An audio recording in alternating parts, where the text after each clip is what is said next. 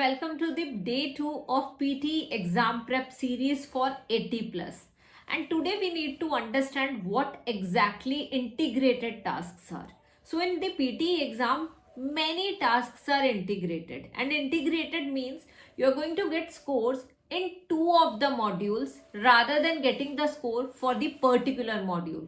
For example, in the speaking module, the first task is read aloud, and read aloud is all about reading and speaking up. For this task, you're going to get the scores in reading as well as in speaking. So whenever you get scores in two of the modules rather than that particular module, that is an integrated task, as in it is integrated with the other module, as in you are going to get scores in two modules if you perform well in this particular task. And there are many other tasks like such.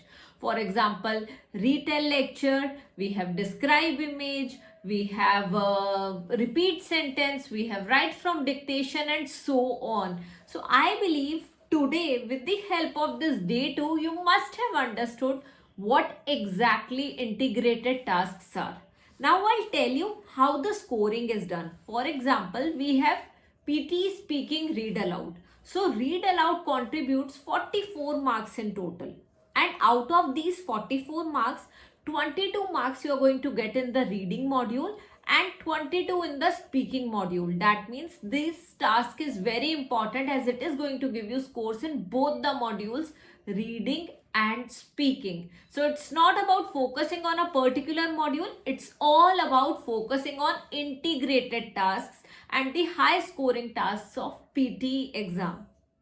So I'll meet you now in the day 3 of this prep series, and in the day 3 we are going to focus on PTE speaking module, actually all the tasks of PTE speaking module. So see you tomorrow at the same time, 6:30 p.m.